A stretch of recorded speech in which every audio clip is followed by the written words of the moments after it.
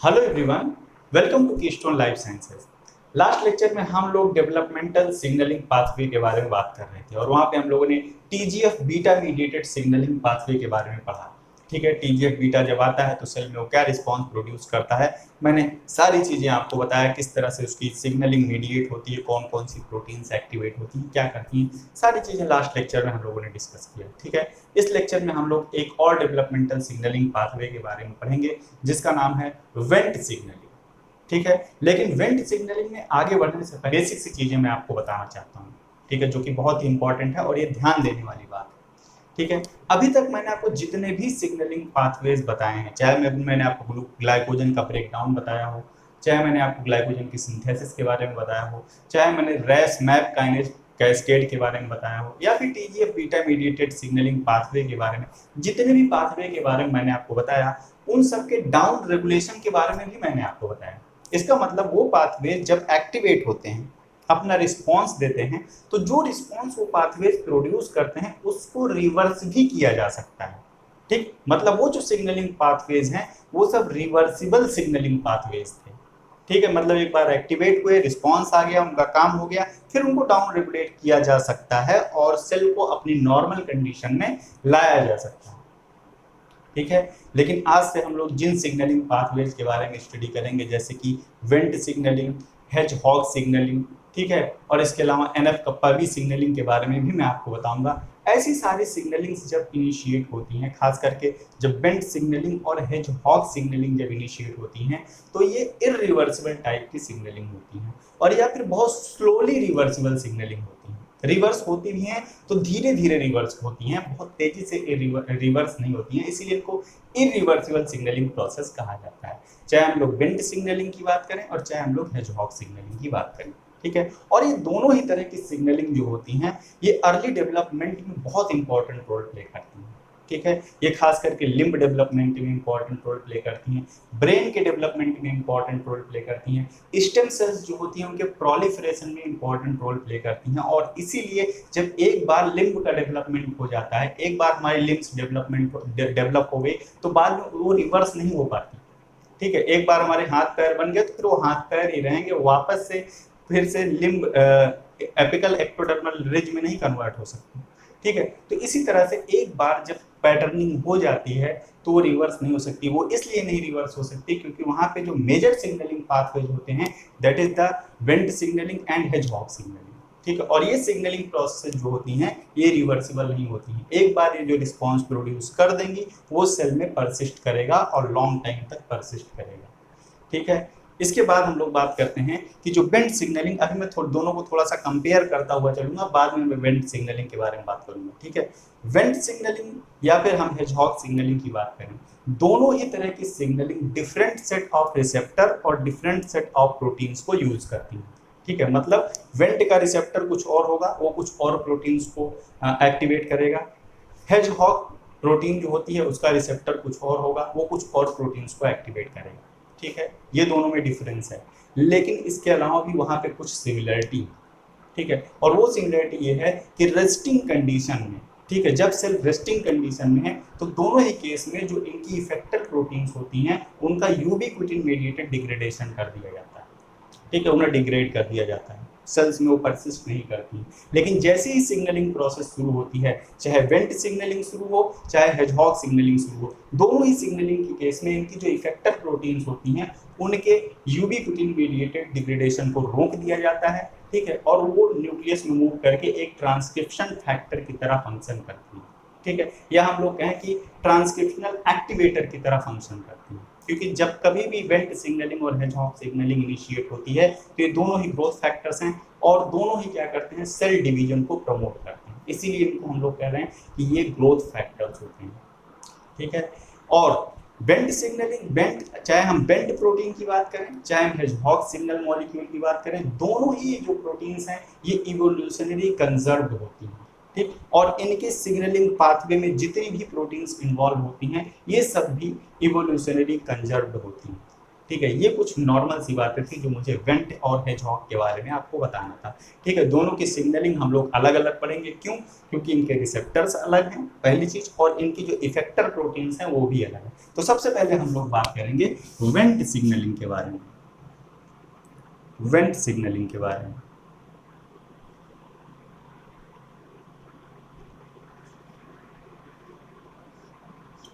जब कभी भी वेंट सिग्नलिंग ऑपरेट होगी, ठीक है, जब कभी वेंट सिग्नलिंग ऑपरेट होगी तो इसका अल्टीमेट रिजल्ट क्या होगा? अल्टीमेट रिजल्ट होगा रिलीज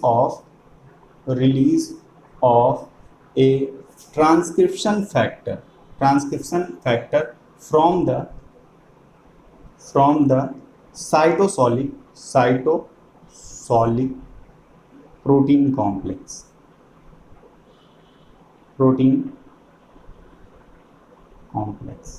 क्या करेंगे? जब कभी भी वेंट सिग्नलिंग चलेगी तो अल्टीमेटली क्या करेगी? एक ट्रांसक्रिप्शन फैक्टर जो कि कैप्चर्ड रहता है कहाँ पे? एक साइटोसोलिक प्रोटीन कॉम्प्लेक्स में, ठीक है, उसको रिलीज करवाएगी और फिर ये ट्रांसक्रिप्शन फैक्टर कहाँ चला जाएगा? ये ट्रांसक्रिप्शन फैक्टर चला जाएगा न्यूक्लियस में, जहाँ पे ये उन जीन के ट्रांसक्रिप्शन को प्रमोट कराएगा जो कि सेल के प्रोलिफरेशन में इन्वॉल्व होते हैं। ठीक है, इसके बाद बात आती है, मैंने आपको बताया कि जो हमारी वेंट प्रोटीन होती है या फिर वेंट प्रोटीन के जो रिसेप्टर होते हैं या जो भी सिग्नलिंग मॉलिक्यूल्स इनमें इन्वॉल्व होते हैं, ये सब के सब इवोल्यूशनरी कंजर्व होते हैं। ठीक है, और ये वेंट पाथवे हो चाहे हेजहॉग पाथवे हो, इसकी स्टडी कैसे की गई? Studied by the genetic analysis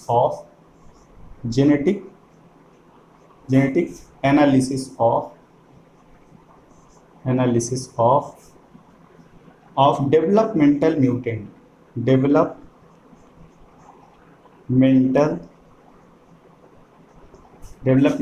mutants of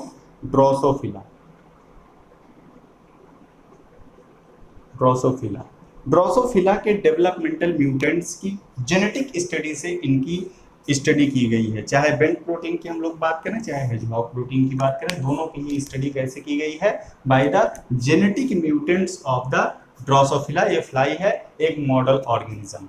ठीक है, तो सारी स्टडी किसमें की गई है? वो की गई है किसमें? हमारी ड्रोसोफिला में की गई है, हमारा मॉडल ऑर्गेनिज्म है, जहां से वेंट सिग्नलिंग पाथवे पूरी तरह से स्टडी किया गया है। ठीक है, अगर हम लोग वेंट प्रोटीन्स की बात करें ह्यूमन में, ठीक है, ह्यूमन में अगर हम लोग वेंट प्रोटीन की बात करें तो ह्यूमन जीनोम जो होता है, ह्यूमन जीनोम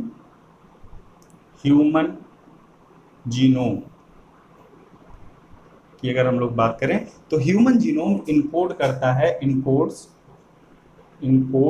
अराउंड 19 वेंट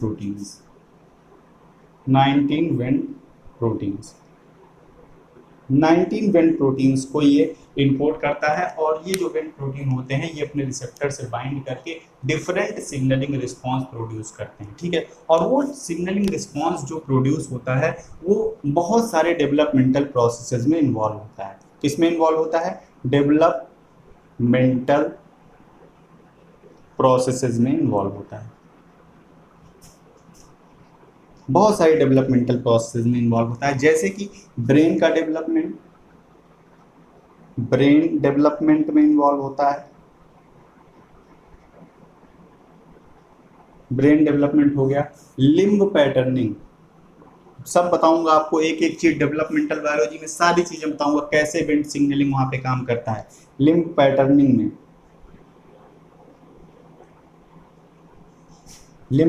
में फॉर्मेशन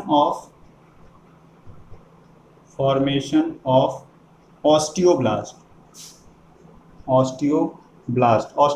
बेसिकली क्या होती हैं? These are the bone forming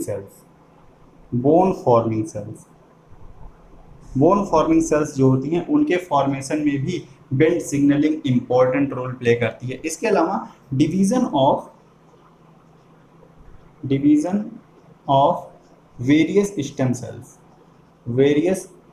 sales, ठीक, ये सारे के सारे जो भी प्रोसेस हैं ये सब अर्ली डेवलपमेंट में बहुत इंपॉर्टेंट रोल प्ले करती हैं। और किस तरह से काम करती हैं सारी चीजें हम लोग डेवलपमेंटल बायोलॉजी में स्टडी करेंगे। तो कुल मिला के बात ये है कि जब कभी भी बेंट सिग्नलिंग ऑपरेट होती है, और ज़्यादातर ये कब ऑपरेट होती है, अर्ली डेवलपमेंट के टाइम पे इन्वॉल्व होती है, और हमारी जो पैटर्निंग होती है, हमारी लिम्ब की पैटर्निंग होती है, हमारे ब्रेन का जो डेवलपमेंट होता है, उसमें इंपॉर्टेंट रोल प्ले करती है। ठीक है, इसके अलावा बोन के फॉर्मेशन में भी इंपॉर्टेंट रोल प्ले करती है। ठीक है, अब बात आती है कि बेंट प्रोटीन है क्या। थोड़ा सा हम लोग बेंट प्रोटीन के बारे में जानते हैं और फिर इसकी सिग्नलिंग के बारे में स्टडी करते हैं कि जब ये सिग्नलिंग चलती है तब क्या होता है, और जब ये सिग्नलिंग नहीं चलती है तब क्या होता है। थोड़ा सा हम लोग इसके बारे में बात करेंगे। तो बेंट प्रोटीन के बारे में बात करते हैं। बेंट प्रोटीन, ठीक, बेसिकली प्रोटीनेशियस सिग्नलिंग मॉलिक्यूल होता है। क्या होता है, ये ज़्यादा protein signalling molecule, protein signalling molecule. ठीक है, और ये जो प्रोटीन सिग्नलिंग मॉलिक्यूल होते हैं, इनिशियली ये प्रोटीन के फॉर्म में सिक्रीट होते हैं। ठीक है, और फिर इनका मॉडिफिकेशन किया जाता है। They are modified by addition of a mono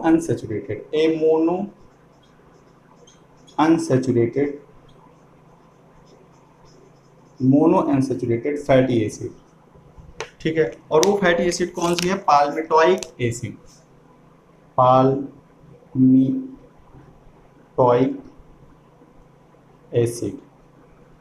पाल्मिटोइक acid add किया जाता है कहाँ पे, एट द serine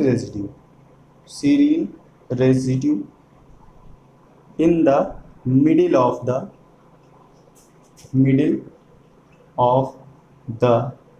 प्रोटीन के बीच में एक सीरीन रेजिड्यू होता है, जहां से एक पाल्मिटोइक एसिड आकर के क्या हो जाता है, वो अटैच हो जाता है, और इस तरह से लिपिड प्रोटीन का एक कॉम्प्लेक्स बनता है। और ये जो हमारी बेंट प्रोटीन, जो रॉ बेंट प्रोटीन सिक्रीट हुई है, उसका मॉडिफिकेशन किया जाता है। ठीक है, और ऐसा होता क्यों है, क्योंकि यहाँ पे जो पाल्मिटेट ग्रुप जुड़ा हुआ है, जो पाल्मिटोइक एसिड जो यहाँ पे जुड़ा हुआ है, ये पाल्मिटोइक एसिड क्या करता है, ये जो हमारा बेंट प्रोटीन का जो रिसेप्टर होता है, उसके साथ में इंटरेक्ट करने में इंपॉर्टेंट रोल प्ले करता है। ठीक है, इसलिए यहाँ पे मॉडिफिकेशन जरूरी होता है। ठीक है, तो बेंट प्रोटीन के बारे में मैंने आपको बता दिया। बेसिकली प्रोटीन मॉलिक्यूल्स होते हैं, सिक्रीट होते हैं, और बाद में इनका मॉडिफिकेशन किया जाता है by the addition of a palmitate group.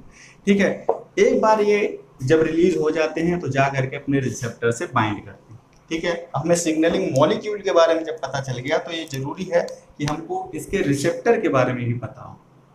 Receptor की बात हम लोग करते हैं। ठीक, तो जो मेजर रिसेप्टर होता है इसका, वो फ्रिजल्ड होता है, उसका नाम होता है फ्रिजल्ड रिसेप्टर। ठीक है, मेजर रिसेप्टर कौन होता है, मेजर रिसेप्टर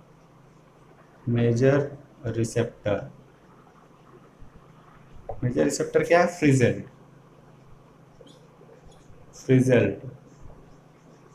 ठीक, इसको FZ भी लिखा जाता है, फ्रिजल्ड।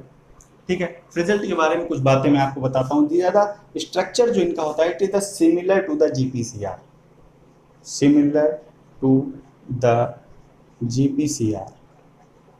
GPCR के बिल्कुल सिमिलर होता है। ठीक है, इसका मतलब क्या है, इसमें 7 मेम्ब्रेन स्पैनिंग अल्फा हेलाइसेज होते हैं। जिस तरह से वहां पे सर्पेंटाइन रिसेप्टर था, वैसे ही यहाँ पे 7 मेम्ब्रेन स्पैनिंग अल्फा हेलाइसेज है। 7 मेम्ब्रेन स्पैनिंग अल्फा हेलाइसेज होते हैं।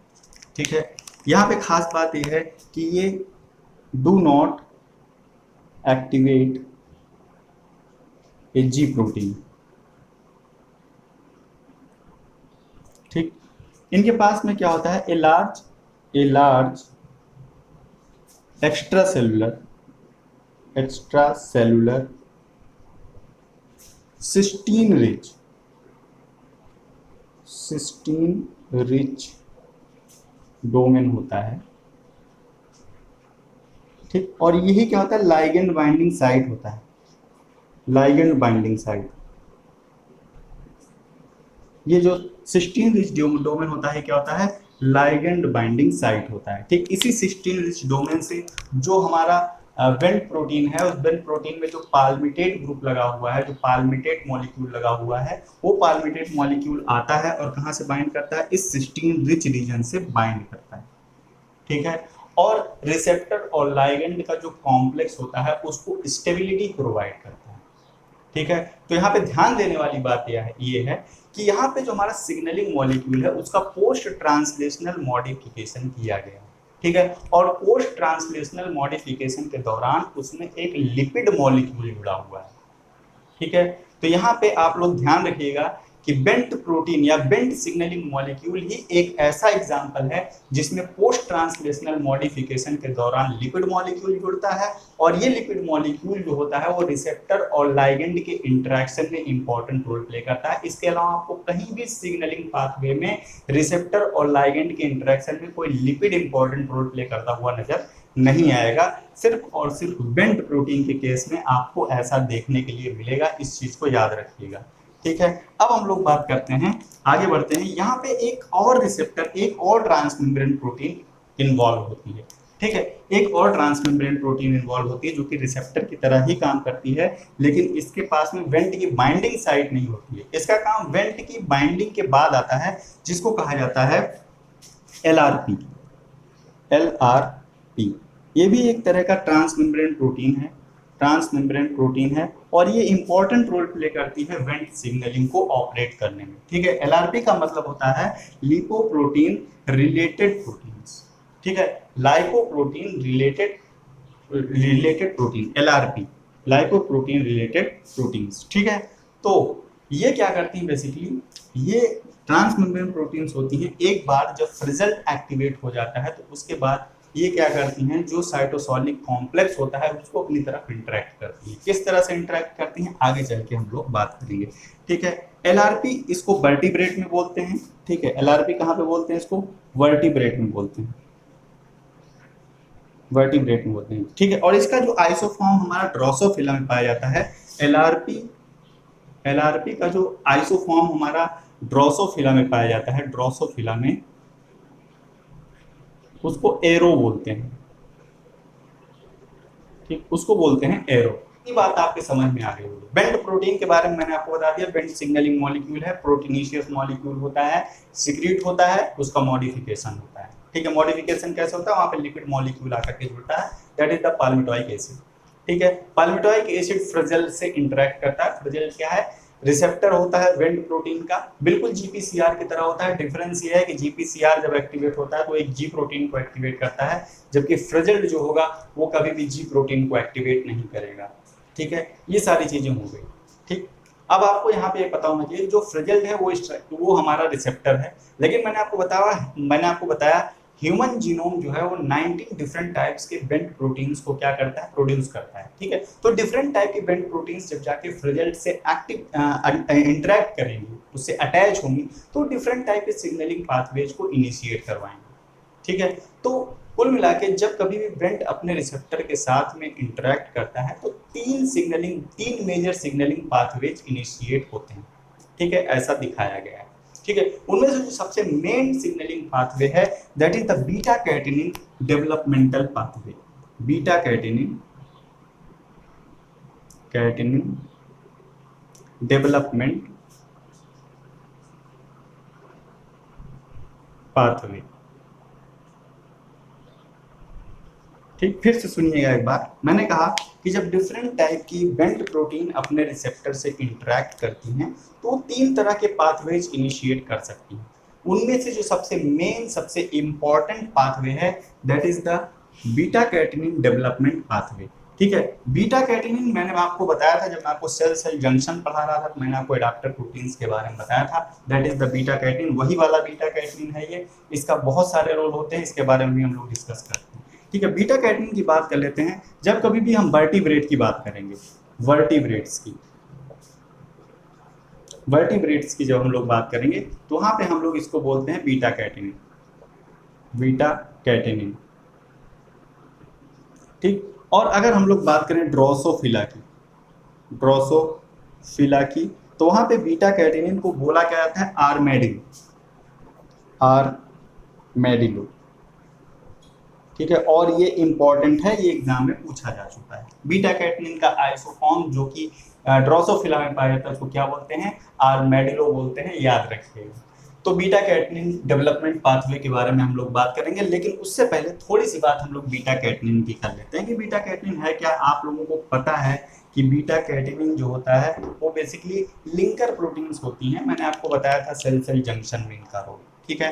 तो सबसे पहली बात हम लोग बात करते हैं बीटा कैटनिन की सिंथेसिस की। साइटोसोलिक प्रोटीन है, साइटोसोलिक लिंकर है, इसका मतलब फ्री राइबोसोम पे इसकी सिंथेसिस होगी, ठीक है। तो जब बीटा कैटनिन राइबोसोम से रिलीज होकर के आती है, बीटा कैटनिन जब राइबोसोम से रिलीज होती है मतलब उसकी जब सिंथेसिस कंप्लीट हो जाती है और वो साइटोसोल में आती है, बीटा कैटनिन जब कहाँ पे आ गई है, साइटोसोल में आ गई है, साइटोसोल में ये रिलीज होकर के आ गई है, ठीक। तो इसके 3 पोटेंशियल पार्टनर्स हो सकते हैं, 3 पोटेंशियल पार्टनर्स हैं, 3 जगह पर जा करके ये इंटरेक्ट कर सकती है, ठीक। पहला इंटरेक्शन इसका हो सकता है कहाँ से, कैडहेरिन से, कैडहेरिन से हो सकता है। और मैंने आपको बताया था कि कैडहेरिन वो प्रोटीन्स हैं जो सेल सेल जंक्शन में इन्वॉल्व होती है। तो यहाँ पे क्या करेगा, यहाँ पे लिंकर प्रोटीन की तरह काम करेगा और सेल सेल जंक्शन के फॉर्मेशन में इंपॉर्टेंट रोल प्ले करेगा, ठीक। दूसरा इसका जो इसका पार्टनर, बाइंडिंग पार्टनर हो सकता है वो है एक्सिन। एक्सिन एक्सिन क्या है, साइटोसोलिक प्रोटीन है, ठीक है। यहां से जाकर के भी बीटा कैटनिन बाइंड कर सकती है। और जो तीसरा पार्टनर होता है वो एक ट्रांसक्रिप्शन फैक्टर है जिसको कहा जाता है TCF या LEF, ठीक है, TCF या फिर LEF, ठीक। ये दोनों जो पार्टनर्स हैं ये दोनों इसके साइटोसोलिक पार्टनर्स हैं। अगर ये प्रोटीन साइटोसोल में रहती है तब क्या करेगी, तब ये इनसे बाइंड कर सकती है। और अगर ये प्रोटीन न्यूक्लियस में मूव करती है, न्यूक्लियस में मूव करती है तो ये ट्रांसक्रिप्शन फैक्टर एक्टिवेटर की तरह काम करेगी और TCF या LEF से जाकर के इंटरेक्ट करेगी, ठीक है। तो इतनी बात आपके समझ में आ गई। मैंने कहा बीटा कैटनिन राइबोसोम से रिलीज हुई, साइटोसोल में आई, तो 3 पोटेंशियल टारगेट, इसके 3 पोटेंशियल बाइंडिंग पार्टनर्स हो सकते हैं।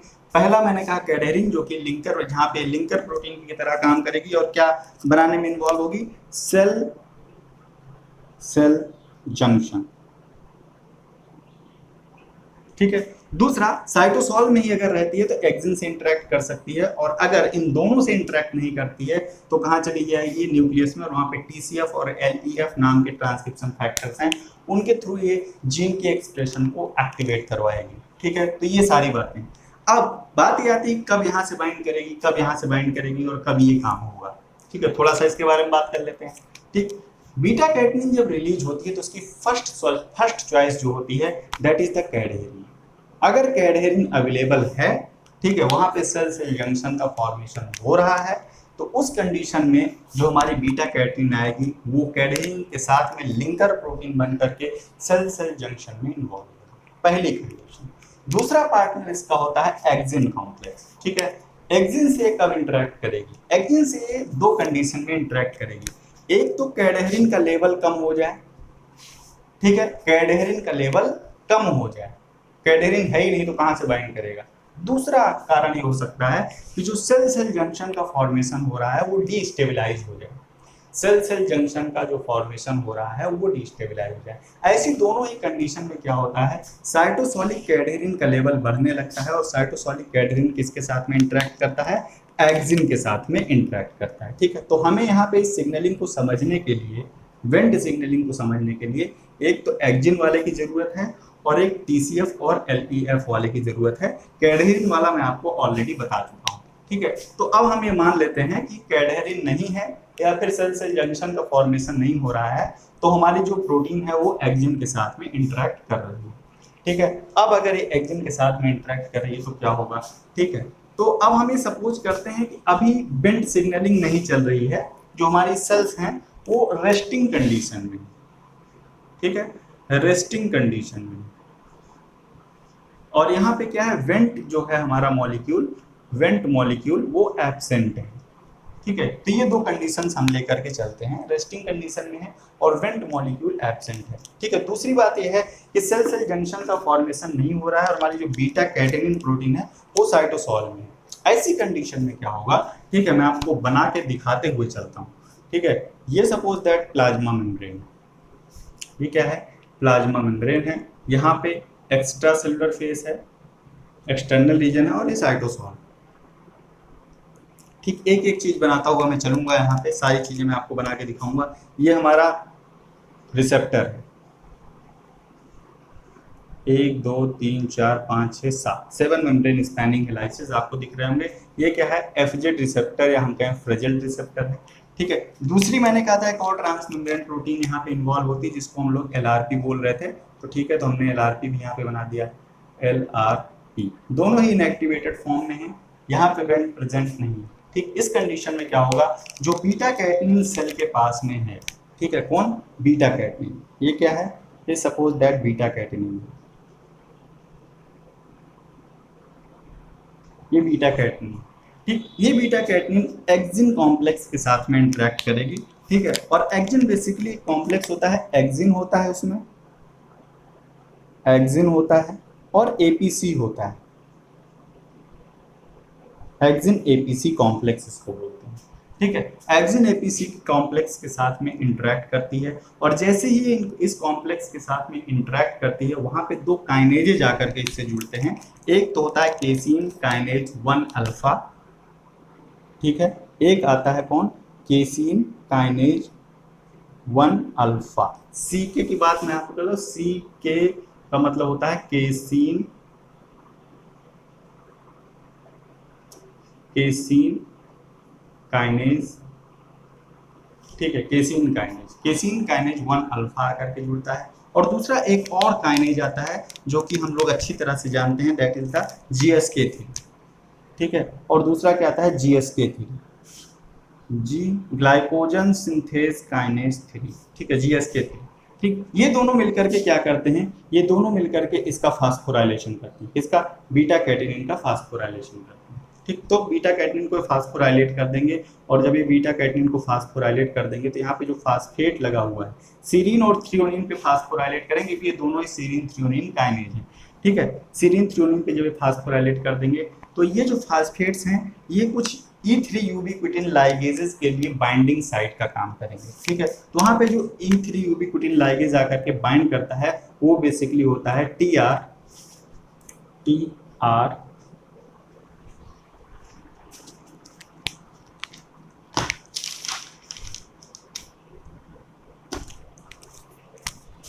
CP, TRCP। ये TRCP बेसिकली क्या है, ये E3 यूबिक्विटिन लाइगेज। ठीक, ये क्या करेगा, ये फास्फोराइलेटेड बीटा कैटनिन का यूबिक्विटिनेशन करेगा, पॉली यूबिक्विटिनेशन करेगा। और मैंने आपको बताया था कि जब कभी भी किसी प्रोटीन का पॉली यूबिक्विटिनाइलेशन होता है तो ये इंडिकेशन होता है कि उस प्रोटीन का डिग्रेडेशन होना है। जैसे ही इसका यूबिक्विटिनाइलेशन होता है तुम्हारी बीटा कैटनिन क्या हो जाती है, इसका प्रोटियासोमल डिग्रेडेशन होता है, प्रोटियासोमल डिग्रेडेशन हो जाता है। ठीक, और प्रोटियासोमल डिग्रेडेशन कितना होता है, प्रोटियासोम होता है 26S प्रोटियासोम के थ्रू होता है। ठीक, याद रखिएगा, प्रोटियासोम 26S प्रोटियासोम के थ्रू क्या हो जाता है, बीटा कैटनिन का डिग्रेडेशन हो जाता है, और ये जो है न्यूक्लियस तक नहीं पहुंच पाती है। ठीक है, न्यूक्लियस में जिन जिन का ट्रांसक्रिप्शन इसे इनिशिएट करवाना है उसको इनिशिएट नहीं करवा पाती है। ये कब होता है, ये तब होता है जब हमारा माइसेल्स रेस्टिंग फेज में है और वेंट प्रोटीन एब्सेंट है, उस केस में इस तरह का काम सेल के अंदर चलता रहता है। ठीक है, लेकिन अगर हमारा वेंट प्रोटीन आ जाता है तब क्या होता है, थोड़ा सा हम लोग इसके बारे में बात करते हैं। जब कभी भी वेंट प्रोटीन आ जाती है तो क्या होता है, इस स्ट्रक्चर को जो अभी अभी मैंने आपको बनाया था, आप लोग पहले इसको देखिएगा, फिर आगे जो मैं स्ट्रक्चर बनाने जा रहा हूँ उसको देखिएगा। ठीक है, तो अगर मान लीजिए वेंट प्रोटीन आ जाती है तब क्या होगा, अब मैं बड़ा सा बनाता हूँ थोड़ा सा फिगर। ठीक है, ये अब सिग्नलिंग पाथवे हम लोग देखते हैं किस तरह सिग्नलिंग पाथवे पूरा चलता है। ठीक है, तो यहाँ पे दोनों रिसेप्टर्स होंगे, ये हमारा फ्रिजल्ड हो गया, 1 2 3 4 5 6 7। ठीक है, ये हमारा फ्रिजल्ड हो गया, और इस फ्रिजल्ड के बगल में कौन है, LRP,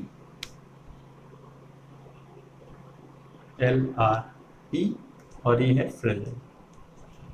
ठीक है, तो नॉर्मल कंडीशन में मैंने बताया एक्सिन एपीसी कॉम्प्लेक्स के साथ में इंटरेक्टेड रहता है। ठीक है, ये आपको पता है।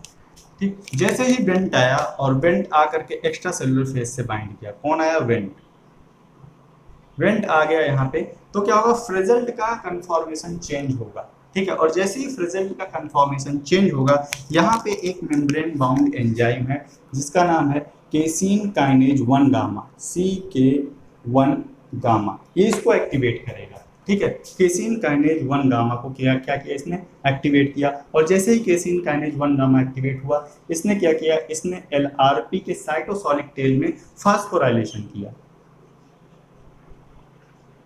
इसने क्या किया, फास्फोराइलेट कर दिया किसको, साइटोसोलिक टेल को। किसके साइटोसोलिक टेल की, LRP के साइटोसोलिक टेल को क्या किया इसने, फास्फोराइलेट कर दिया। ठीक है, अब यहाँ पे जो फास्फेट्स यहाँ पे लगे हुए हैं, ये बाइंडिंग साइट का काम करेंगे किसके लिए, एक्सिन के लिए। ठीक है, ये किसके लिए बाइंडिंग साइट का काम करेंगे, ये बाइंडिंग साइट का काम करेंगे एक्सिन के लिए। तो क्या होगा, एक्सिन का जो कॉम्प्लेक्स वहाँ पे बना था बीटा कैटनिन के साथ, तो उसको छोड़ करके कहाँ पहुँच जाएगा, यहाँ पे एक्सिन कहाँ चला गया, LRP के पास में चला गया। ठीक है, एक्सिन चला गया LRP के पास में। अब जब एक्सिन LRP के पास में चला गया, तो ये जो कॉम्प्लेक्स था हमारा वो डिस्टॉर्ट हो गया। अब जब डिस्टॉर्ट हो गया, तो जो हमारी बीटा कैटेनिन है वो अलग पड़ी हुई है। ये क्या है, बीटा कैटेनिन। बीटा कैटेनिन जो है वो रिलीज हो गई पूरे कॉम्प्लेक्स से। ठीक है, अब ये बीटा कैटेनिन फ्री है। हमारा GSK3 अलग पड़ा हुआ है, GSK3 यहाँ पड़ा हुआ है, केसीन काइनेज 1 अल्फा अलग पड़ा हुआ है, CK1 अल्फा यहाँ पड़ा हुआ है। ठीक है, APC अलग पड़ा हुआ है। ठीक है, हमारा कुल मिला के बीटा कैटेनिन जो था वो रिलीज हो गया है, वो अब अलग हो गया है। ठीक है, बीटा कैटेनिन अलग हो गया। ठीक है, अब ये फ्री है न्यूक्लियस में मूव करने के लिए। ठीक है, यहाँ पे एक काम और होता है, जैसे ही ये काम हो रहा होता है और एक्सिन यहाँ पे इंटरेक्ट करता है, एक और प्रोटीन है जिसका फास्फोराइलेशन होता है, जिसको कहा जाता है डिसहेवेल्ड। ठीक, एक और प्रोटीन है डिसहेवेल्ड, मैं यहाँ पे DSH लिख रहा हूँ, डिसहेवेल्ड इसका नाम है। इस प्रोटीन का भी फास्फोराइलेशन होता है। ठीक है, और इस प्रोटीन का जब फास्फोराइलेशन होता है, प्रोटीन एक्टिवेट होकर के जा करके जो हमारा फ्रेजल्ड वाला रिसेप्टर है उसके साइटोसोलिक डोमेन से इंटरेक्ट कर जाती है। ठीक है, और यहाँ पे ये इंटरेक्ट हो करके क्या करती है, एक्सिन की और LRP की जो बाइंडिंग एफिनिटी है उसको बढ़ा देती है। ठीक है, ये काम और तेजी से होने लगता है जिसकी वजह से। ठीक है, तो यहाँ पे डिसहेवेल्ड को कौन फास्फोराइलेट कर रहा है, DSH को कौन फास्फोराइलेट करता है, इसको फास्फोराइलेट करता है केसीन काइनेज 1 एप्सिलॉन। ठीक है, डिसहेवेल्ड को कौन फास्फोराइलेट करता है, केसीन काइनेज 1 एप्सिलॉन, इसको क्या करता है, फास्फोराइलेट करता है, तब ये यहाँ पे आकर के पहुंच जाता है। ठीक है, तो डिसहेवेल्ड पहुंच गया, सारी चीजें हो गई, बीटा कैटेनिन कुल मिला के हमारा फ्री हो गया। ठीक है, हमें कुल मिला करना क्या था, बीटा कैटेनिन को फ्री कराना था। ठीक है, अब बीटा कैटेनिन फ्री है, ये न्यूक्लियस में मूव कर जाएगा। ठीक है, ये आ गया न्यूक्लियस में मूव करके। ठीक, यहाँ पे मैं न्यूक्लियस बना दे रहा हूँ। ठीक, ये न्यूक्लियस में आ गया। ठीक है, जब बीटा कैटेनिन न्यूक्लियस में आएगा, तो ये सपोज दैट ये DNA है और यहाँ पे ये टारगेट जीन है। ठीक, इस टारगेट जीन से हमारा एक ट्रांसक्रिप्शन फैक्टर बाउंडेड है, जिसको हम लोग कहते हैं TCF बाउंडेड है, लेकिन TCF अभी इनएक्टिवेटेड है। इनएक्टिवेटेड क्यों है, क्योंकि जब तक बीटा कैटेनिन यहाँ पे नहीं आ रहा है, इसके साथ में एक इनहिबिटर बाउंड है जिसको ग्राउचो बोलते हैं। ठीक, ग्राउचो यहाँ से जब तक बाउंड रहेगा, TCF अपना काम नहीं कर पाएगा और ये क्या होगा, ये रिप्रेस्ड रहेगा या इनहिबिट रहेगा। जो जीन का ट्रांसक्रिप्शन है वो क्या रहेगा, इनहिबिट रहेगा। लेकिन जैसे ही बीटा कैटेनिन अंदर आया, कौन आ गया, बीटा कैटेनिन। बीटा कैटेनिन जैसे ही अंदर आया, तो उसने क्या किया, सबसे पहले तो ग्राउचो से TCF को फ्री करा दिया, ग्राउचो रिलीज हो गया। ठीक, ग्राउचो जब रिलीज हो गया तो क्या हुआ, बीटा कैटेनिन यहाँ से बाइंड कर गया आकर के, बीटा कैटेनिन बाइंड कर गया, बीटा कैटेनिन बाइंड कर गया है। ठीक, और बीटा, ठीक है, तो बीटा कैटेनिन पाइगो को रिक्रूट करेगा, LGS को रिक्रूट करेगा, LGS को रिक्रूट करेगा, किसको, LGS को रिक्रूट करेगा, और CBP को रिक्रूट करेगा, 3 ट्रांसक्रिप्शन फैक्टर्स को रिक्रूट करेगा। और जैसे ये ट्रांसक्रिप्शन फैक्टर्स आएंगे, यहाँ पे ट्रांसक्रिप्शन स्टार्ट हो जाएगा, ट्रांसक्रिप्शन शुरू हो जाएगा। ठीक है, तो ये कुल मिला के बेंट बीटा कैटेनिन पाथवे जो होता है, उसमें कुल मिला के इतना काम होता है जो आपको याद रखना है। ठीक है, एक बार मैं सिग्नलिंग प्रोसेस को रिपीट करूंगा ताकि आपको ये सारी चीज़ें याद रहें, कोई दिक्कत ना हो। मैंने आपको सबसे पहले बताया कि जब वेंट एब्सेंट है तो क्या होता है, मैंने आपको बताया कि बीटा कैटेनिन जो होता है वो एक्जिन एपीसी कॉम्प्लेक्स के साथ में अटैच हो जाता है, वहां पे केसीन काइनेज अल्फा और जीएसके3 बीटा उसका फास्फोराइलेशन कर देते हैं। ठीक, फास्फोराइलेटेड बीटा कैटेनिन को कौन रिकॉग्नाइज करता है, एक E3 यूबिक्विटिन लाइगेज रिकॉग्नाइज करता है और उसको यूबिक्विटिनाइलेट कर देता है। ठीक, फिर उसका प्रोटियोसोमल डिग्रेडेशन हो जाता है। ठीक, कोई ट्रांसक्रिप्शन नहीं हुआ, कुछ नहीं हुआ। ठीक, लेकिन जैसे ही इवेंट आता है फ्रिजल से बाइंड करता है, फ्रिजल एक्टिवेट होता है और वो एक्टिवेट कराता है एक एंजाइम को, मेम्ब्रेन बाउंड एंजाइम्स को basically, that is the casein kinase 1 gamma. ठीक, ये केसीन काइनेज 1 गामा क्या करता है, एलआरपी के साइटोसोलिक टेल का फास्फोराइलेशन कर देता है। ठीक, जैसे ही यहाँ पे एलआरपी फास्फोराइलेट हुआ तो ये फास्फोराइलेटेड एलआरपी एक्जिन के लिए बाइंडिंग साइट का काम करता है। तो जो एक्जिन अभी बीटा कैटेनिन के साथ में बाउंड है, जैसे ही फास्फोराइलेटेड एलआरपी उसको मिलेगा तो एक्जिन क्या करेगा, उस कॉम्प्लेक्स से डिसोसिएट हो जाएगा और जाकर के किससे बाइंड कर जाएगा, एलआरपी से बाइंड कर जाएगा। ठीक, अब जैसे ही एक्जिन वहां से निकला तो एपीसी अलग हो गया, केसिन काइनेज 1 अल्फा अलग हो गया, सब पूरा कॉम्प्लेक्स टूट गया और हमारा जो बीटा कैटेनिन था वो बाहर। ठीक, इतना काम होते होते एक काम और होता है, एक और प्रोटीन होती है डिसहैवेल्ड। डिसहैवेल्ड क्या होती है, इसका जो है फास्फोराइलेशन होता है। ठीक है, इसका फास्फोराइलेशन बेसिकली करता कौन है, केसीन काइनेज 1 एप्सिलॉन।